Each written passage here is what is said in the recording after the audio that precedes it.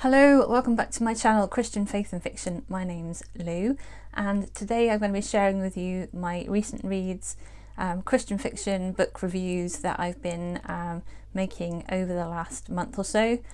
Let's see how I got on.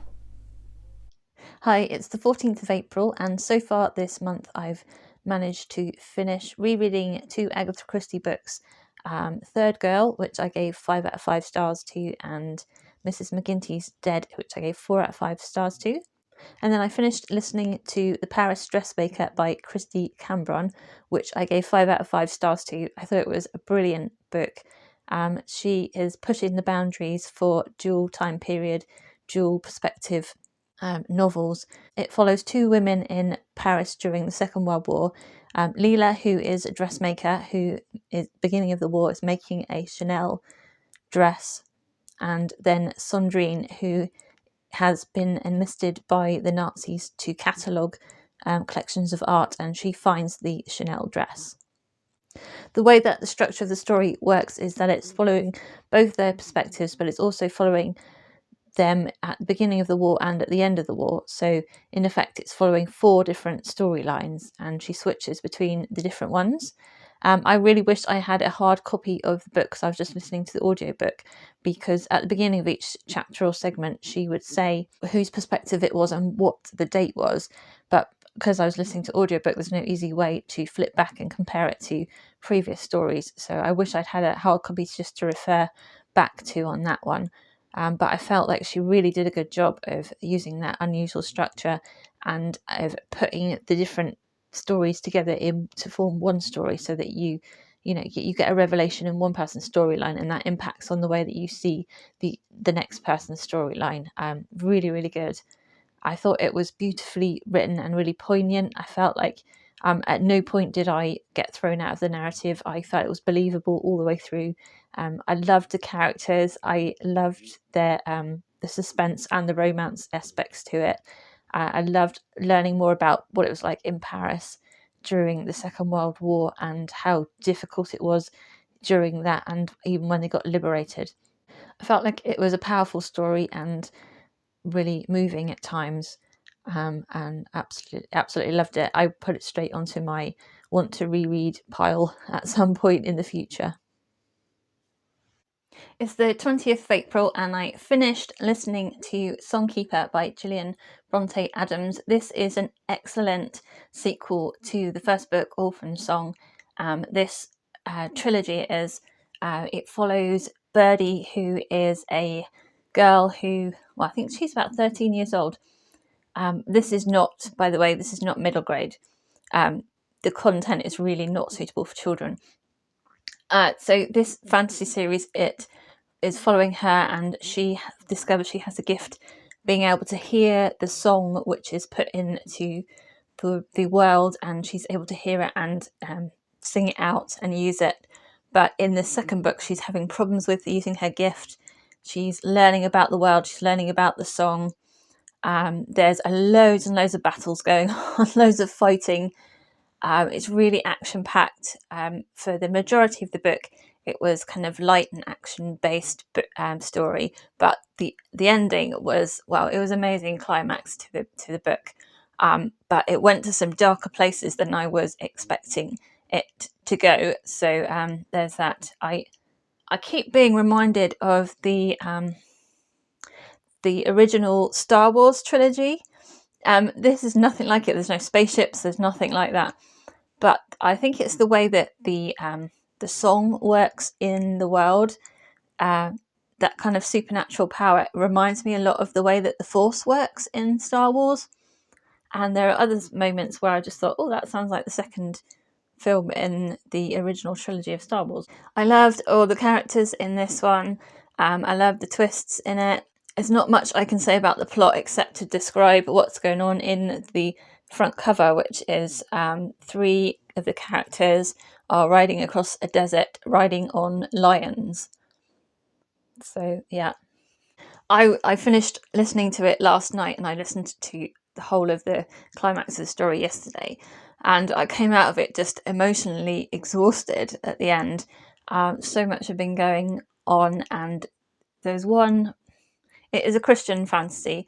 So there's one part in the book, and I won't say where it is, but there's one part that is like a parallel to a biblical story, and it just got me, and I was in tears. And I don't know why, but I was really impacted by it.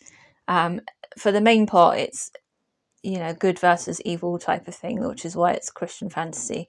But there was one part that was definitely reflected one of the biblical stories.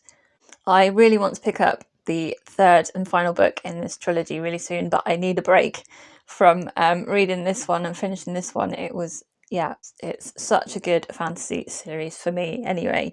It's the kind of technology is like sword fighting with a little bit of gunpowder in it. And another thing that reminded me of Star Wars was that there is an evil empire which they are fighting against.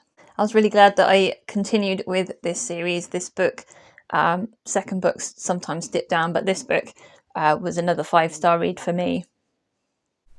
So this week I finished reading A Horse and His Boy by C.S. Lewis. Again, I really enjoyed the book. I've got a reading vlog for it, so I will leave that linked down below when I posted that. I gave that one 4.5 out of 5 stars. It's got some really great themes going through it, and it follows Shasta, who is a slave who is escaping to Narnia with a talking horse called Bree, and their adventures on the way there. This is the third book chronologically in the Chronicles of Narnia, and it also features Edmund, Susan and Lucy as they are grown up in Narnia before they've gone back through the wardrobe back home again. And yeah, I gave it 4.5 out of 5 stars. And then I finished To Love a Prince by Rachel Hauck. This is a Christian contemporary romance, and it has a fairy tale twist to it. It is about a modern day royal family, and Daffodil follows Daffodil, who grew up with the princes when she was a child, but then she learned a secret about the queen and she was kicked out of the palace, or at least from playing with the princes. And then later on she catches up with one of the princes, Prince Gus, on a beach in Florida, and they get to know each other a bit again, but it's complicated by the secret that she knows. I felt this was fun and light, and it was a good read. I enjoyed the storyline, I enjoyed the characters. I felt that sometimes some of the dialogue was a little bit forced or unnatural, but most of it I enjoyed, and I thought it was well worth reading and a fun contemporary romance. So I gave this book 4.25 out of 5 or 8.5 out of 10. I think I'm going to change my rating system on my blog just so that I don't have all these crazy numbers with like 0.25s and 0.75s on there. It's just the Goodreads system, it doesn't always work for me. But I gave it a 4 out of 5 on Goodreads, and so I'm going to give it 8.5 out of 10 on my blog. So a couple of more books that I finished reading recently. One was Dead Man's Folly by Agatha Christie. This is a reread for me, and I gave that 9 out of 10.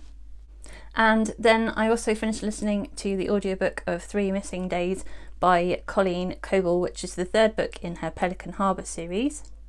This book is a continuation of a story from the first 2 books, so I won't say too much about it, except that it continues to follow Chief Police Officer Jane Hardy.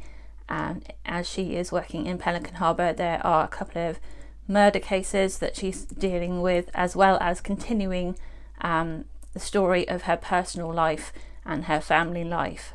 I enjoyed this book. I enjoyed the mysteries in it, and I like that there's more than one mystery going on at the same time. I also really enjoyed the family drama that came to a conclusion in this book. That's been going on throughout the series. You definitely need to read them in order.